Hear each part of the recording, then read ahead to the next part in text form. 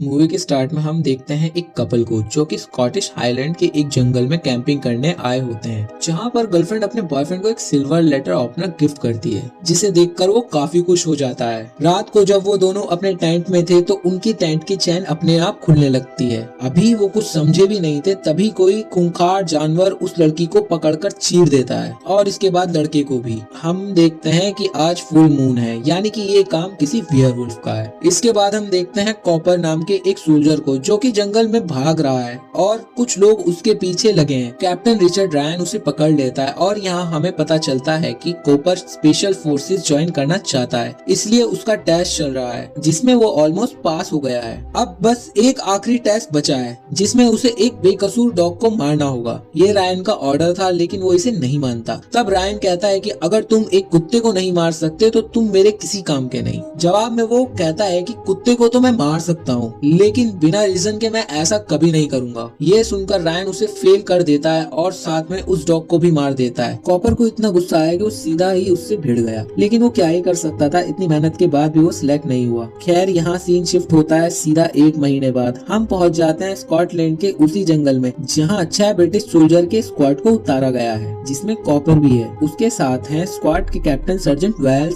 Spoon, Joy, Terry और Bruce. ये सब यहाँ पर आए हैं ट्रेनिंग के लिए और इनके अगेंस्ट हैं स्पेशल फोर्स के यूनिट जिन्हें कॉपर ज्वाइन करना चाहता था। वो लोग थोड़ी देर वहाँ रुककर जंगल में आगे बढ़ते हैं और ऐसे ही धीरे धीरे वो आगे बढ़ रहे थे। कॉपर उन्हें बताता है कि इस जंगल में बहुत से लोग गायब होते हैं। पिछले महीने एक कपल यहाँ से गायब हो गया था और ये उसी कपल की बात कर रहा है जिसे हमने स्टार्टिंग में देखा था। खैर वो आगे बढ़ रहे थे और उनके ऊपर नजर रख रहा था रायन। ऐसे ही रात हो जाती है और रात में जब वो लोग फायर के पास बैठकर बातें कर रहे थे तभी ऊपर से एक मरी हुई कैटल उनके बॉन्ड फायर पर आकर गिर जाती है। वो लोग उसे देखकर डर गए थे क्योंकि उसके ऊपर दांतों के निशान थे। किसी जानवर ने बेरहमी से उसे चीर दिया था। टेरी रेडियो से मदद बुलाने के लिए कहता है लेकिन सर्जेंट वेल उसे मना कर देता है कि इतनी छोटी सी बात के लिए वो रेडियो साइलेंस नहीं तोड़ेगा। इधर हम रायन को देखते हैं जो किसी को ढूंढ रहा था, तभी उसके ऊपर हमला हो जाता है। खैर अब वो लोग आगे बढ़ते हैं। फिर उन्हें कुछ मांस के टुकड़े जमीन पर पड़े हुए मिलते हैं। वो समझ गए थे कि यहाँ कुछ तो गड़बड़ है। तभी उन्हें एक फ्लेयर गन दिखाई देती है। वो उसी डायरेक्शन में चल देते हैं। स्पेशल फोर्सेस के बेस पर पहुंचकर वो देखते हैं कि हर तरफ खून था और उनकी लाशों के चित्रे हर तरफ फैले हुए थे, जैसे किसी जानवर ने उन्हें मार कर उनकी लाशों को खाया हो। ये देखकर वो सब अलर्ट हो गए थे। वो असली वेपन को जमा कर रहे थे, तभी वहाँ से एक आदमी उन पर हमला कर देता है। वो और कोई नहीं बल्कि रायन था जो कि बुरी तरह घायल था। उसकी छाती पर एक पंजे का निशान था। वो एक रेडियो से मदद बुलाने की कोशिश कर रहे थे पर उन्हें सिग्नल नहीं मिलते।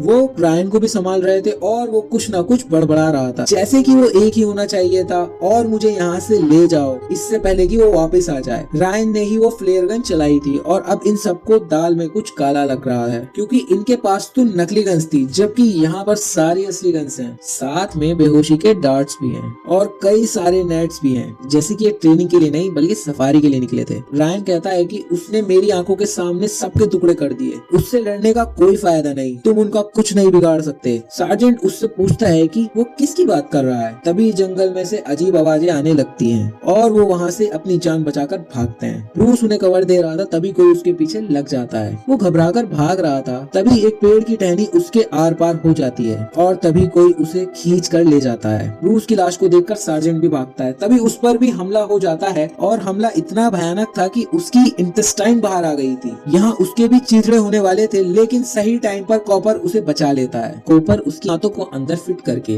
वो उसे लेकर भागता है और ऐसे ही गोलियां चलाते हुए वो पहुंच जाते हैं एक रोड तक जहाँ से एक कार गुजर रही थी। किसी तरह उस कार को रुका लेते हैं और उसके अंदर थी मेगन नाम की एक लड़की जो कि उन सबको अंदर बैठा लेती है, लेकिन एक वेयरवुल्फ भी उनके ऊपर चढ़ गया था। तब वो उसके हाथ पे स्टैब करके उससे पीछा छुड़ाते हैं। मेगन कहती है कि यहाँ आसपास सिर्फ एक ही घर है और वो उसके ऑनर को जानती है। उन सबको लेकर वो वहाँ पहुँच जाती है, लेकिन घर एकदम खाली था जो कि काफी अजीब है क्योंकि डाइनिंग टेबल रेडी है और खाना भी बन रहा है। उस घर में सिर्फ एक डॉग था। सर्जेंट की हालत खराब है इसलिए उसे यहाँ से ले जाना होगा। मेगन बताती है कि सबसे नजदीक टाउन पहुँचने में 4 घंटे लगेंगे, लेकिन और कोई चॉइस नहीं है इसलिए कॉपर इसके लिए भी तैयार है। वो कार को रेडी करने जाता है, तभी उसके होश उड़ जाते हैं क्योंकि कार को पूरी तरह तहस नहस कर दिया गया था और करने रहने वाले भी वहीं पर हैं। तब कार को ब्लास्ट करके वो अंदर पहुंचता है और हम देखते हैं जो उस घर के अंदर डॉग था वो सार्जेंट की इंटेस्टाइन को खा रहा था। अब ये कहीं जा नहीं सकते, इसलिए यहाँ रुकना इनकी मजबूरी है और यहाँ ये भी जान चुके हैं कि इनका सामना किससे है, लेकिन इनके पास इतनी गोलियां नहीं है, इसलिए इन्हें घर को ही सेफ बनाना पड़ेगा। अब वो पूरे घर को सील कर रहे थे। कॉपर सार्जेंट को लेकर ऊपर एक रूम में जाता है और उसके पेट को सुपर ग्लू से चिपका रहा था ताकि उसकी आंतें बाहर ना आए। विस्की पिलाकर उसे ड्रंक कर दिया गया था,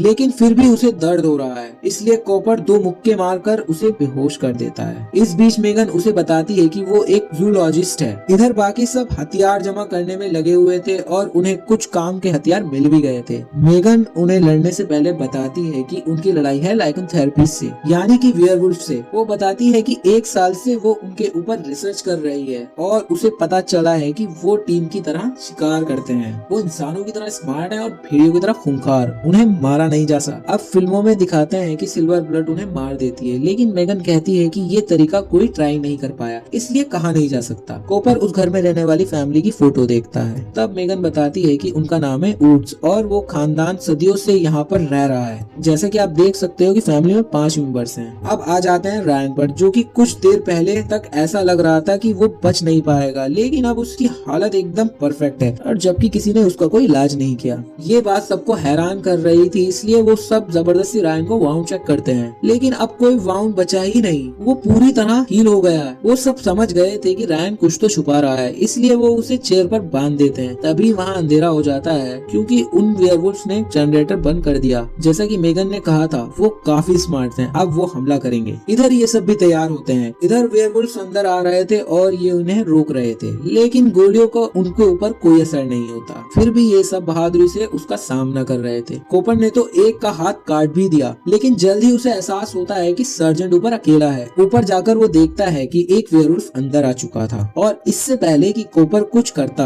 दूसरा वेयरवुल्फ उसे पकड़ लेता है। चिल्ला चिल्लाकर वो सर्जेंट को जगाता है और इसके बाद खुद को फ्री करता है। यहाँ वो मिलकर उन भेड़ियों को मारकर नीचे गिरा देते हैं। नीचे भी जो हाई वोल्टेज एक्शन चल रहा था वो भी अचानक शांत हो गया, लेकिन ये तूफान से पहले की खामोशी है। वो सब रिलैक्स हो गए थे, तभी एक भेड़िया टैरी को पकड़कर ले जाता है। कॉपर कहता है कि हम उसे वापस लेकर आएंगे, लेकिन रायन कहता है कि इसका कोई फायदा नहीं, वो कब का मर गया होगा। तब वो डिसाइड करते हैं कि उन्हें सुबह तक खुद को बचाना होगा, लेकिन उनके पास गोलियां बहुत कम हैं। यहाँ उन्हें ये भी पता चलता है कि मेगन और रायन एक दूसरे को पहले से जानते हैं। जब रायन पहली बार यहाँ आया था तब मेगन ने ही उसे गाइड किया था। खैर अब वो सब होपलेस होते जा रहे थे क्योंकि उनके बचने के चांसेस ना के बराबर हैं। तब मेगन कहती है कि सामने बर्न में एक कार खड़ी है जिसमें बैठकर हम सब यहाँ से निकल सकते हैं, और ये बात सुनकर वो सब काफी खुश हो गए थे क्योंकि उन्हें एक उम्मीद मिली थी। वो प्लान बनाते हैं कि स्पून वेयरवुल्फ का ध्यान भटकाएगा और इतने में जॉय उस कार को लेकर आएगा। स्पून रस्सी के सहारे नीचे जाता है और प्लान के मुताबिक भेड़िया उसके पीछे लग गए थे। तभी जॉय बर्न में पहुंच जाता है और इधर स्पून वापस ऊपर आने में कामयाब हो गया था, लेकिन उसके पीछे भेड़िया भी ऊपर आ रहा था। तब मेगन कैमरे की फ्लैश उनकी आंखों में मारकर उन्हें पीछे कर देती है और इतने में स्पून रस्सी काट देता है। उधर जॉय ने कार को स्टार्ट कर लिया था, तभी वो देखता है कि सामने एक भेड़िया बैठकर टैरी को खा रहा है। जॉय जल्दी से कार को बाहर निकालकर घर तक ले जाता है, लेकिन वो कार को चेक करना भूल गया था। उस कार में एक भेड़िया था जो कि उसे भी मार देता है। जैसे ही वो सब कार तक पहुंचते हैं, भेड़िया उन पर भी अटैक कर देता है, लेकिन मेगन उसे शूट करके सबको बचा लेती है। वो सब सही सलामत अंदर पहुंच जाते हैं। कॉपर काफी ज्यादा गुस्से में आ चुका था क्योंकि उसके कई साथी मारे गए थे और रायन से पूछता है कि आखिर हमें यहाँ क्यों भेजा गया। तब रायन बताता है कि मैं सरकार के कहने पर यहाँ आया था एक वेयरवुल्फ को पकड़ने के लिए, ताकि वो वेयरवुल्फ मिलिट्री के काम आ सके। उसे वो एक हथियार की तरह यूज करते हैं, लेकिन बाद में इन्हें पता चला कि वो एक नहीं बल्कि कई सारे हैं और उन्हें पकड़ पाना इनके बस की बात नहीं। कुछ इस तरह इसकी पूरी टीम मारी गई, लेकिन कॉपर अभी भी ये नहीं जान पाया कि इस सब में उसका क्या रोल था। तब रायन कहता है कि तुम्हारा कोई काम नहीं था,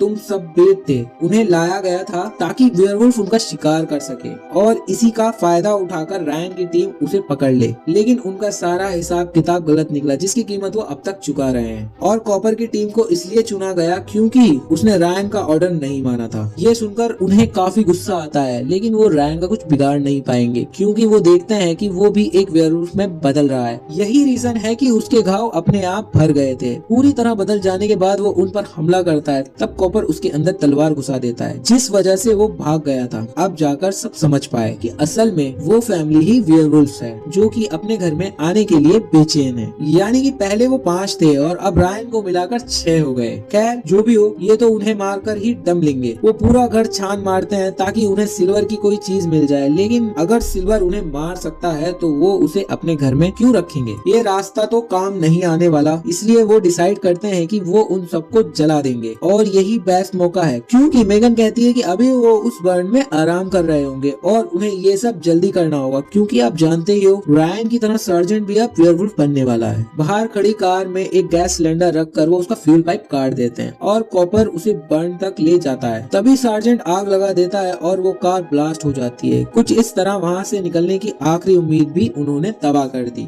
मेगन उन्हें सॉरी कहती है क्योंकि उसने उनके साथ बहुत बड़ा धोखा किया है। उस बर्न में कोई वेयरवुल्फ नहीं था और जो भी कुछ मेगन ने बताया था वो सब भी झूठ है। यहाँ कॉपर भी समझ जाता है कि मेगन भी उस फैमिली का हिस्सा है और वो उस फैमिली फोटो में इसलिए नहीं है क्योंकि वो फोटो उसी ने ली है। यहाँ रिवील होता है कि मेगन भी एक वेयरवुल्फ है और उसने पहले ही अपने साथियों को घर में एंटर कर दिया था। अब वो बदल रही थी कि तभी सार्जेंट उसे गोली मार देता है। स्पून नीचे उनसे लड़ रहा था और कॉपर और सार्जेंट ऊपर। स्पून तो हाथापाई पर उतर आया था। आसपास की चीजों का यूज करके उसने भेड़िया को अधमरा कर दिया था, लेकिन तभी दूसरा भेड़िया बीच में आकर उसे मार देता है। बचते बचाते वो दोनों भी नीचे पहुंच जाते हैं और उन्हें पता चल गया था कि स्पून भी मर चुका है। सार्जेंट कॉपर को एक फिल्म रोल देकर बेसमेंट में भेज देता है ताकि वो यहाँ से बचकर निकल जाए और ये प्रूव कर सके कि उसके साथियों को किसने मारा है। उस रोल में उन भेड़ियों के फोटोज हैं। अब सार्जेंट भी बदल रहा था, लेकिन बदलने से पहले वो गैस लाइन काट देता है और भेड़ियों को आते ही उसके साथ खुद को भी ब्लास्ट कर लेता है। कॉपर देखता है कि नीचे कई सारी डेड बॉडीज लटकी हुई थी और साथ में वहाँ पर रायन भी था जो कि उस पर अटैक करता है। तभी कॉपर को मिल जाता है वही सिल्वर लेटर ओपनर जो कि हमने स्टार्टिंग में देखा था। खैर कॉपर उस सिल्वर का यूज करके रायन को स्टैप कर देता है और यहाँ प्रूव हो गया कि मूवीज में दिखाई गई बात सच है, सिल्वर से इन्हें मारा जा सकता है। सुबह होती है और कॉपर उस डॉग के साथ वहाँ से निकल जाता है और आगे हम देखते हैं कि उसने वो सारी फोटोज पब्लिक कर दी है। सब कुछ एक्सपोज हो चुका है। इसी के साथ ये मूवी खत्म हो जाती है। तो अगर आपको ये एक्सप्लेनेशन पसंद आई हो तो इस वीडियो को लाइक कर दें और चैनल को सब्सक्राइब कर लें और कमेंट करके हमें जरूर बताएं कि आपको ये मूवी कैसी लगी। तब